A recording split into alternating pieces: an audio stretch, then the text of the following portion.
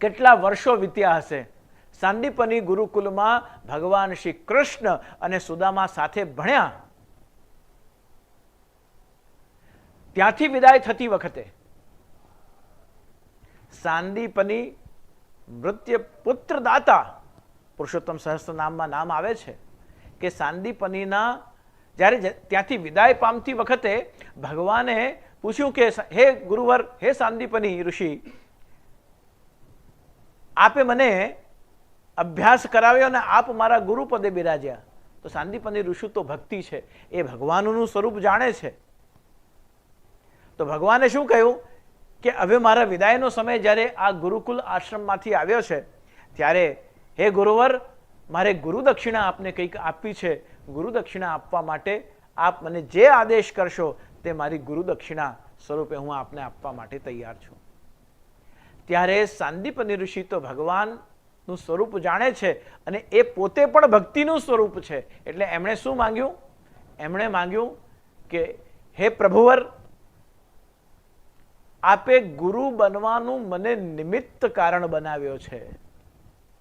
બાકી આપ તો પોતે જગતગુરુ છો. કૃષ્ણમ વંદે જગતગુરુ. આપ પોતે જગતગુરુ છો. હું આપનો ક્યાંથી ગુરુ બની શકવાનો? આ ચરાચર સૃષ્ટિના અખિલ બ્રહ્માંડના આપ નાયક છો. જળ જીવ ચૈતન્ય આપની અંશ અને વંશ સૃષ્ટિ છે. એમાં એક હું નાનો સરખો જીવ જે તપસ્યા કરી, સાધના કરી, વિદ્યા અભ્યાસ કરી, આશ્રમનું નિર્માણ કરી અને વિરક્ત સ્વરૂપમાં રહી રહ્યો છું. હું આપને ભલા શું માંગવા માટે કહી શકું? પણ આપે ગુરુ બનીને અને મને જે જીવનનો અવસર આપ્યો એમાં હું ક્યાંય આપનો ગુરુ નથી. આપ જ મારા ગુરુ છો. કૃષ્ણમ વંદે જગતગુરુ. ભગવાને કહ્યું કે ના, આ નિયમ છે, આ સનાતન ધર્મની પરંપરા છે કે રિક્ત પાણી ન ગચ્છેત, ખાલી હાથે ગુરુ પાસે ન જવું. અને આપે તો મને અભ્યાસ કરાવ્યો છે, આપે તો મને માર્ગદર્શન આપ્યું છે. હું વિદ્યા અભ્યાસ કરવા માટે આપને આવ્યો છું. સાંદીપની ઋષિએ ફરી કહ્યું કે આપ તો સરસ્વતીના પણ પતિ છો અને સરસ્વતી નૃત્યતુ વાચી મેં સદા. અને આપની તો વાણીમાં સરસ્વતી બિરાજે છે. આપને હું શું શીખવાડવાનો? આપ 16 કળાએ સંપન્ન છો, 64 વિદ્યામાં આપ પારંગત છો. તો આપે તો મને અવસર આપ્યો. ભગવાન કહેવા લાગ્યા કે આપ સરસ્વતીના પુત્ર સારસ્વત છો હે સાંદીપની ઋષિ. અને જે સારસ્વત, જે વિદ્વાન બ્રાહ્મણ છે એ સમાજના ખૂણે પડી રહે અને સમાજમાં એની કોઈ આવકાર, કોઈક એનું સ્વાગત, કોઈક એને આદર સન્માન પ્રાપ્ત ન થાય એવું હું ઈચ્છતો નથી.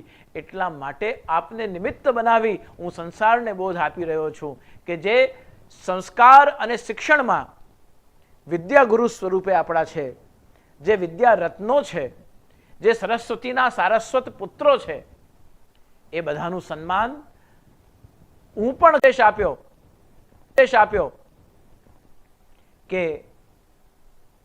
સારસ્વતોનું, સરસ્વતીના પુત્રોનું, વિદ્વજ્જનોનું પ્રત્યેક ધર્માવલંબીએ સત્કાર કરવું, સન્માન કરવું. ભગવાને બહુ જ કહ્યું. સાંદીપની ઋષિએ ખાલી એટલું જ કહ્યું કે હવે પ્રભુ આપ એટલો બધો આગ્રહ કરી રહ્યા છો તો બસ આ જીવનમાં આપે મારું આશ્રમમાં પધારી બિરાજ્યા.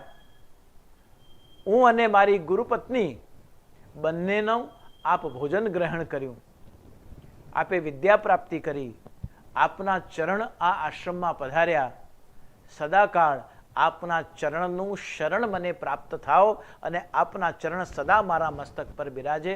આના સિવાય મને બીજું કંઈ પણ આપનાથી જોઈતું નથી.